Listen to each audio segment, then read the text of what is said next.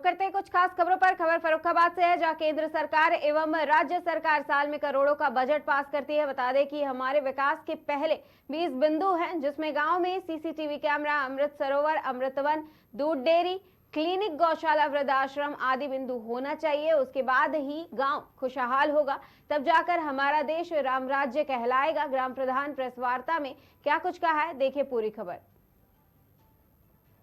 नमस्कार, KKD news देख रहे हैं आप और मैं हूं दीपचंद दीक्षित। इस वक्त हम फर्रुखाबाद के रामपुर डफरपुर में मौजूद हैं, जहां पर ग्राम प्रधान जी हैं नरोत्तम सिंह। इनके कई मुद्दे हैं। अगर जनता को लेकर के, किसानों को लेकर के कई मुद्दे हैं सरकार से, तो हम बात करेंगे कि आखिरकार ये क्या मुद्दे हैं और किन मुद्दों को लेकर ये बात करेंगे। प्रधान जी, पहले तो केकेडी न्यूज में आपका बहुत बहुत स्वागत है। आपका भी बहुत बहुत स्वागत है, जो आज आपने हमें अवसर दिया है बोलने का। प्रधान जी, आप ये बताइए, आपके जो जनता के बीच में जो मुद्दे हैं जनता के लिए, तो क्या मुद्दे हैं?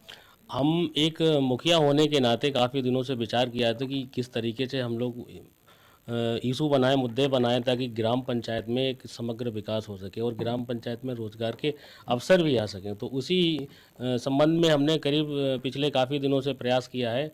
तो करीब 22 चीज़ें ऐसी हैं जो ग्राम पंचायत में लगा दी जाएं, तो हमारे देश की जो करीब 3 लाख के लगभग में ग्राम पंचायत, देश में 58,000 हैं। तो उनमें सारे सभी देखा जाए तो केवल किसान ही रहते हैं, किसान और मजदूर। 70% जो आबादी देश की है वो गांव पंचायतों में रहती है।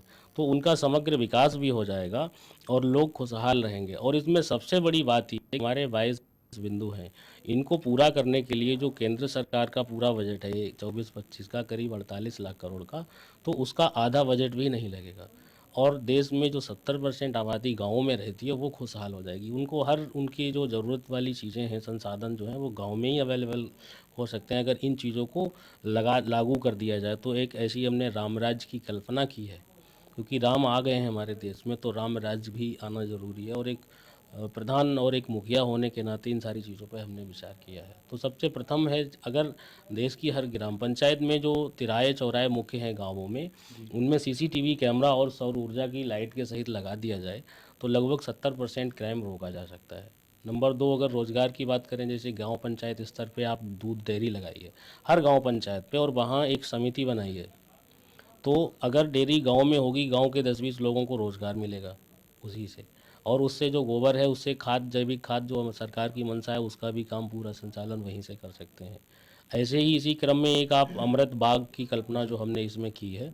अमृत बाग में जैसे आम है, अमरूद है, सहतूत है, जामुन है, कटहल है, जो जीवन से जुड़े फल जो हैं वो लगाए जाएं। और उसी मध्य में बीच में एक फल, जो साथ में फूल भी लगा दिए जाएं, ताकि दूध, गांव में दूध होगा, दही होगा, फल होगा, फूल होगा। तो हम लोग राम राज के हिसाब से गांव में जब हवन करें हर ग्राम पंचायत में, तो सारी चीज़ें गांव पंचायत में ही मिल जाएंगी। और उससे अगर हर सप्ताह में 1 दिन कर दिया जाए, महीने में 2 दिन कर दिया जाए, तो लगभग काफ़ी हद तक पॉल्यूशन पे भी कहा जाए तो उस पर भी हम लोग कुछ हद तक, हाँ, वायुमंडल को भी शुद्ध कर सकते हैं।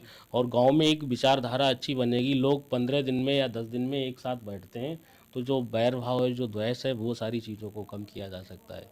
बारात घर है, तो इस तरह की तमाम चीज़ें हैं जिनको 22 बिंदुओं को लगाने में बहुत ज़्यादा खर्चा अगर आएगा तो 3 से 4 करोड़ प्रति ग्राम पंचायत। तो सरकार को भी इससे प्रॉफिट हो सकती है? बिल्कुल सरकार को प्रॉफिट हो, उस तरीके से। हाँ बिल्कुल, क्योंकि जो सरकार देना चाहती है उन्हीं बिंदुओं को हमने उठाया है।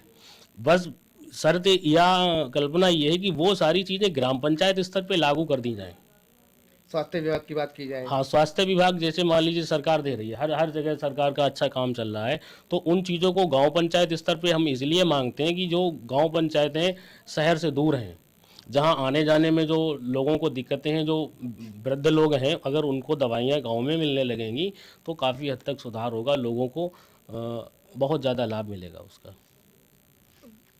प्रधानमंत्री आवास योजना की बात की जाए तो उसके लिए आपने क्या विचार बनाए? जैसे गरीबों को, अभी तो कुछ ऐसे गरीब हैं जिनको आवास नहीं मिल पाए हैं। नहीं, ग्राम पंचायतों में इस समय आवास, इस बार सरकार के देखा जाए कार्यकाल में तो आवास अच्छे बने हैं। और अभी सरकार ने जो 2 करोड़ और नए आवास दिए हैं वो भी आने वाले समय में। बस एक, हाँ, इसी क्रम में एक चीज़ ये क्लियर कर दी जाए, जैसे ग्राम पंचायतें हैं, तो इसमें एक दिक्कत ये आती है कि ग्राम पंचायत में सरकार के मंशा के अनुरूप कौन पात्र है और कौन अपात्र है, इस चीज़ की एक गाइडलाइन जारी की जाए कि ये व्यक्ति उसका पात्र है और ये अपात्र है। तो उसमें जो बीच में जो दिक्कतें आती हैं वो खत्म हो जाएंगी। हर आदमी को मालूम होगा कि हम पात्र हैं या हम अपात्र हैं। तो उनमें जो बहुत सी चीज़ें ऐसी हैं जो नहीं कहना चाहिए, ठीक हो जाएंगी अपने आप। अब हम यही नहीं समझ पाते हैं कि दें किसको किसको ना दें, ये समस्याएं कई जगह हैं। तो इसी क्रम में कुछ लोगों को ऐसे को मिल जाती है जिसको नहीं मिलना चाहिए, और वो लोग रह जाते हैं जिनको मिलना चाहिए। तो एक सरकार जब आवास या इन चीज़ों को दे तो एक गाइडलाइन जारी करे कि ये लोग उसके पात्र हैं, तो इससे पारदर्शिता बहुत ज़्यादा आ जाएगी। जैसे देखा जाता है कि राशन की बात की है, राशन कार्ड की, ऐसे ऐसे लोग हैं जो गरीब हैं नहीं लेकिन अंत्योदय में राशन कार्ड है, इस तरीके से क्या? तो इन सारी चीज़ों को इन चीज़ों को रोकने के लिए वो तो केवल एक यही काम करना चाहिए सरकार से, कि जो अभी हमने कहा था कि जो लोग पात्र हैं और किस कैटेगरी के लोग पात्र हैं, तो ये सारी गाइडलाइन जारी कर दी जाए गांव पंचायत में हर जगह। तो वो सारी चीज़ें जनता के जब सामने आ जाएंगी तो फिर वहाँ पात्र अपात्र सारी चीज़ें क्लियर हो जाएंगी, दिक्कतें खत्म हो जाएंगी। लेकिन अभी तक ये आवाज़ आपने क्यों नहीं उठाई? इतने 3 वर्ष होने जा रहे हैं। हाँ, ये असल में लगातार काफ़ी दिनों से हमने ये विचार किया है कि एक गांव में हमें जो गांव के लोगों ने अवसर दिया है, एक मुखिया का जो पद हमें मिला है, तो हम एक परिवार के रूप में सोचा है कि हमारे देश में जो करीब 3 लाख ग्राम पंचायतें हैं, इनका उद्धार कैसे किया जाए, इनको समग्र विकास की तरफ कैसे ले जाएं ताकि गांव पंचायत में रोजगार स्थापित हो सकें। और हमारे जो 20-22 बिंदु हैं, इनसे लगभग एक ग्राम पंचायत में 200 लोगों को रोजगार मिलेगा।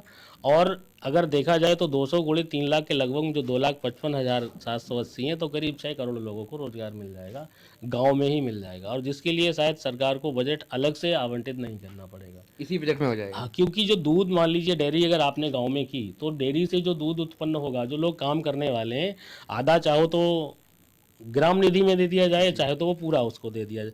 पैसे के अभाव में लोग नहीं कर पाते हैं, ये सत्यता है। और गांव पंचायत में जो भी चीज़ें दी जाए वो सरकार गाइडलाइन जारी करके दे, ताकि प्रधान भी, जैसे हम अपनी बात करते हैं, तो कोई उसमें गड़बड़ी ना कर पाए कि हम 100 गाँव की गाय, 100 जानवरों की जो डेयरी देते हैं उसके लिए इतना पैसा है, उसके लिए इतना, सारी चीज़ें सरकार क्लियर करके दे। नमस्कार, केकेडी न्यूज़ देख रहे हैं आप।